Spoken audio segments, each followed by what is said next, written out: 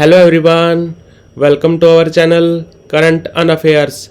तो आज हम 12 और 13 फरवरी के करंट अफेयर एक ही वीडियो में डिस्कस करेंगे और उससे पहले 11 फरवरी के करंट अफेयर का क्विक रिवीजन लेंगे।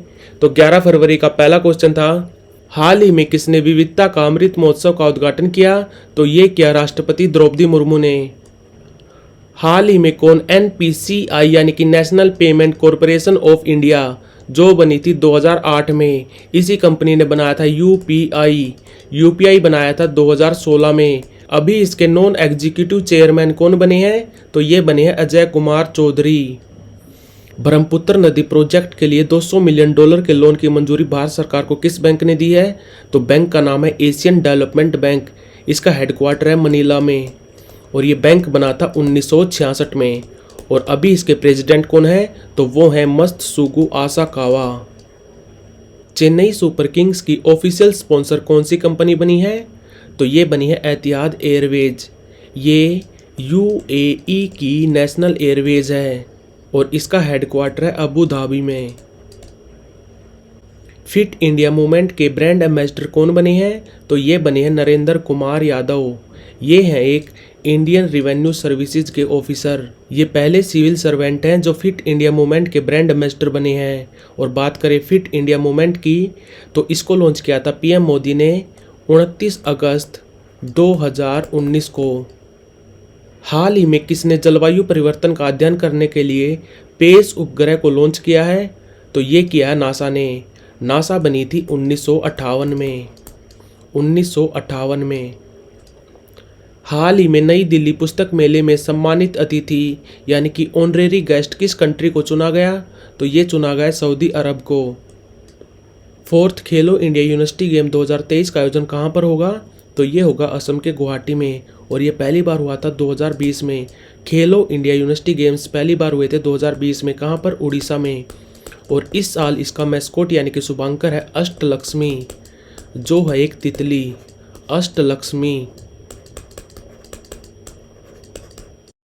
श्रीलंका क्रिकेट इतिहास में पहली बार ओडीआई में दोहरा शतक लगाने वाले खिलाड़ी कौन बने हैं? तो श्रीलंका के इतिहास में पहली बार ओडीआई में दोहरा शतक लगाने वाले खिलाड़ी बने हैं पथुम निशंका। तो बढ़ते हैं आज की वीडियो की तरफ। आज का पहला क्वेश्चन है, हाल ही में विज्ञान में महिलाओं और लड़कियों का अंतर्राष्ट्रीय दिवस कब मनाया गया? तो ये मनाते हम 11 फरवरी को। और 11 फरवरी को मनाते हम यूनानी दिवस, वर्ल्ड यूनानी दिवस भी मनाते हम 11 फरवरी को।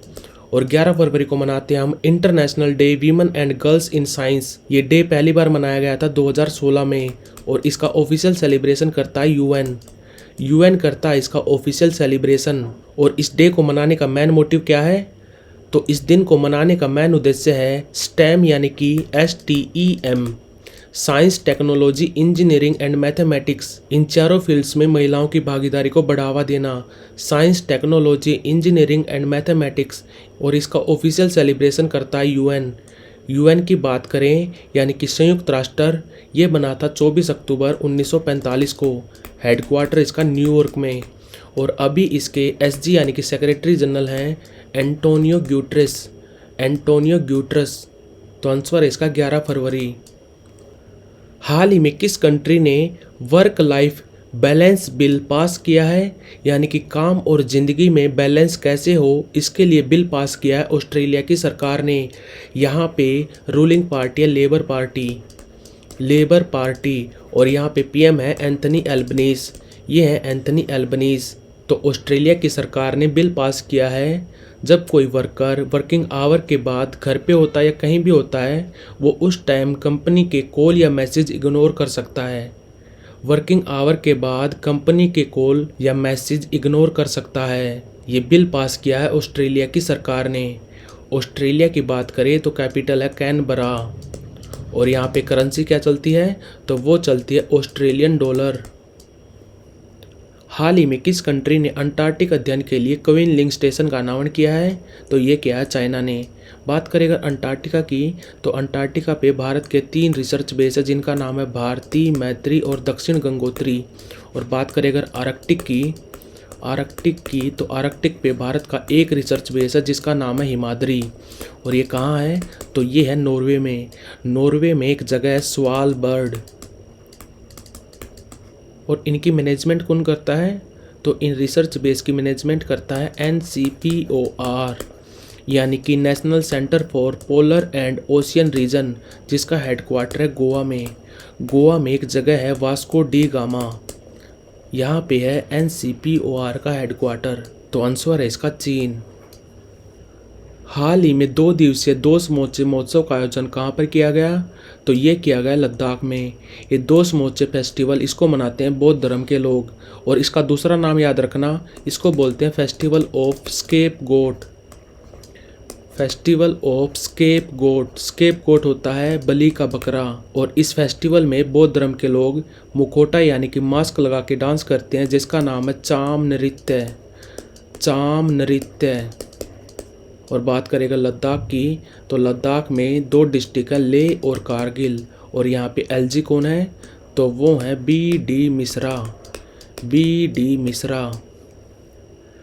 हाल ही में किस देश की तमांग समुदाय ने सोनम लोसर के अवसर पर नववर्ष मनाया? तो ये मनाया नेपाल की तमांग कम्युनिटी ने। आंसर है इसका नेपाल। नेपाल की बात करें तो PM कौन है यहाँ पे? तो वो है पुष्पा कमल दहल। और यहाँ पे प्रेसिडेंट कौन है? तो वो है रामचंद्र पौडेल।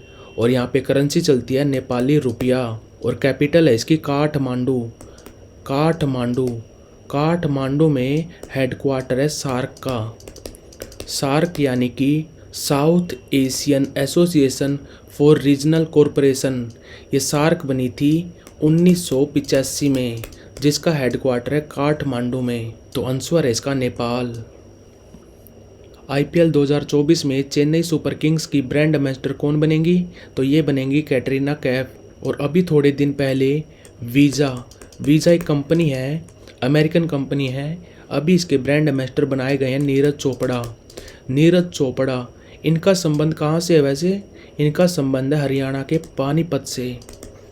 और अभी टाइमेक्स एक कंपनी है अमेरिका की जो घड़ी वगैरह बनाती है, इसकी ब्रांड एम्बेसडर बनी है अनन्या पांडे। और एक और याद रखना, chess.com के नए ब्रांड एम्बेसडर बने हैं विश्वनाथ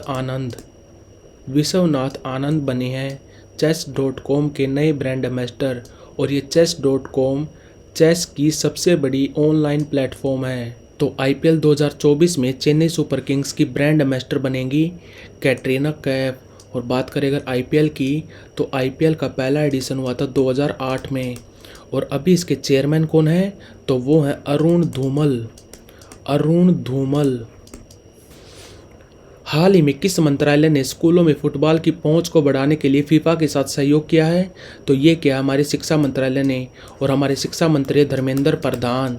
और बात करें अगर फीफा की, तो फीफा कब बना था? तो ये बना था 1904 में। हेडक्वार्टर कहाँ है इसका? तो वो है जूरिक में।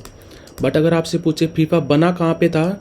ये 1904 में बना था पेरिस में, बट हेडक्वार्टर इसका जूरिक है स्विट्जरलैंड में। और फीफा के अभी प्रेसिडेंट कौन है? तो वो है गियानी इन्फेंटिनो। और बात करें अगर ऑल इंडिया फुटबॉल फेडरेशन की, तो उसके प्रेसिडेंट हैं अभी कल्याण चौबे। फीफा बना था 1904 में। और 1924 में क्या बना था? तो वो बना था इंटरनेशनल हॉकी फेडरेशन, जिसका हेडक्वार्टर है लोजेन शहर में। और अभी इसके प्रेसिडेंट कौन है? FIH के प्रेसिडेंट हैं तैयब इकराम। तो आंसर इसका शिक्षा मंत्रालय। और हमारे शिक्षा मंत्री हैं धर्मेंद्र प्रधान, और हमारे कौशल विकास मंत्री भी धर्मेंद्र प्रधान हैं। हाल ही में किस कंट्री के पूर्व प्रधानमंत्री राष्ट्रपति बने? तो ये बने हैं फिनलैंड के पूर्व प्रधानमंत्री, जिनका नाम है अलेक्जेंडर स्टब। ये हैं अलेक्जेंडर स्टब। ये पहले फिनलैंड के प्रधानमंत्री थे, अभी ये बनेंगे राष्ट्रपति। बात करें अगर फिनलैंड की, तो कैपिटल है इसकी हेलसिंकी। बात करें अगर नॉर्वे की, तो नॉर्वे की कैपिटल क्या है? तो वो है ओस्लो। डेनमार्क की है कोपेनगन। और नीदरलैंड की है एम्स्टरडैम। और नीदरलैंड में एक शहर है द हेग। द हेग, जहाँ पे है international court of justice. Bharat का पहला एकल साइट मल्टी स्पेशलिटी पशु स्वास्थ्य सेवा केंद्र कहाँ पे बनेगा? तो ये बनेगा मुंबई में, मुंबई के महालक्ष्मी में। मुंबई में एक जगह है महालक्ष्मी, जहाँ पे बनेगा भारत का पहला एकल साइट मल्टी स्पेशलिटी पशु स्वास्थ्य केंद्र। और इसको कौन बना रहा है?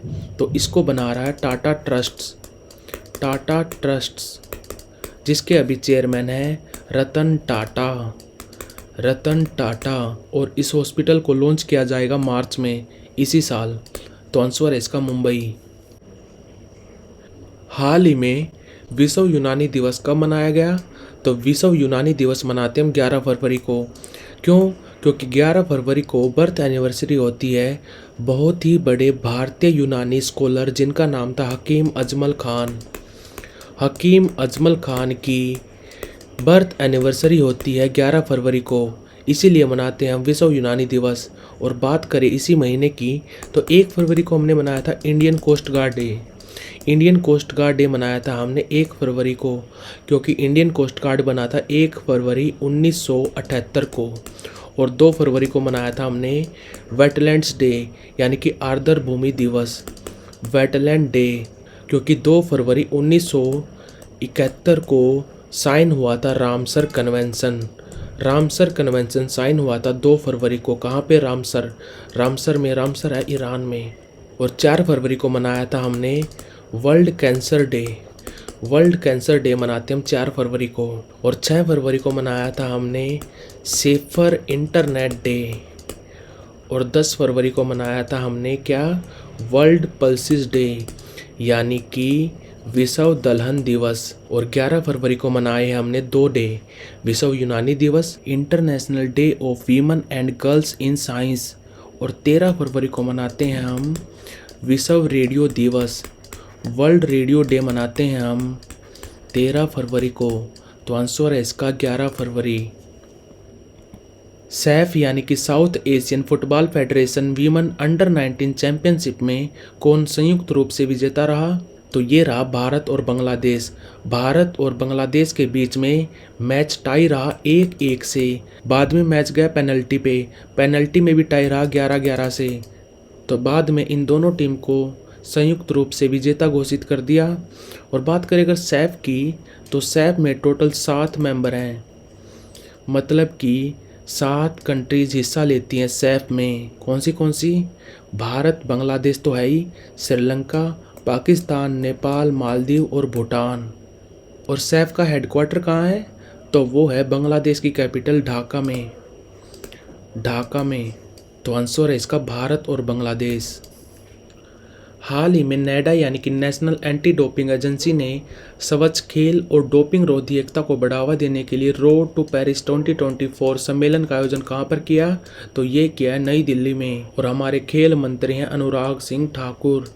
और हमारी इंडियन ओलंपिक एसोसिएशन की प्रेसिडेंट कौन है? तो वो है पीटी ऊषा। और इस साल समर ओलंपिक्स होंगे पेरिस में। और पेरिस ओलंपिक्स का मोटो क्या है? मोटो भी याद रखना आपको, थीम भी याद रखनी है। मोटो है games wide open, games wide open. और थीम क्या है? तो वो है लिव टुगेदर ग्रो टुगेदर। और बात करें अगर इंडियन ओलंपिक कमेटी की, तो इसके प्रेसिडेंट भी याद रखने आपको, जिनका नाम है थॉमस बाक। Thomas Bach. तो आंसर है इसका नई दिल्ली। हाल ही में KPP नम्बियार अवार्ड से किसे सम्मानित किया गया? तो ये किया गया S सोमनाथ को, यानी कि श्रीधर सोमनाथ, जो हैं अभी 10th चेयरपर्सन ऑफ इसरो, यानी कि Indian space research organisation. ISRO कब बनी थी?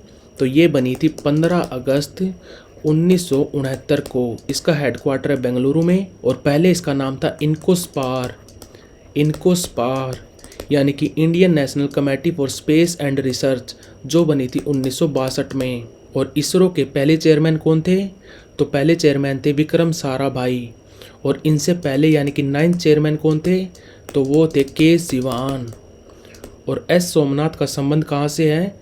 इनका संबंध है केरल से। तो KPP नम्बियार अवार्ड से किसे सम्मानित किया गया? तो ये किया गया एस सोमनाथ को। और ये KPP नम्बियार अवार्ड कौन देता है? तो ये देता है IEEE। IEEE यानी कि institute of electrical and electronic engineers. ये एक संस्थान है अमेरिका का, ये अमेरिका का संस्थान है, बट इसको देता है IEE केरला सेक्शन। जो IEE का केरल का सेक्शन है वो देता है KPP नम्बियार अवार्ड। ये इस साल दिया गया एस सोमनाथ को। तो like share subscribe. Thank you for watching current on affairs.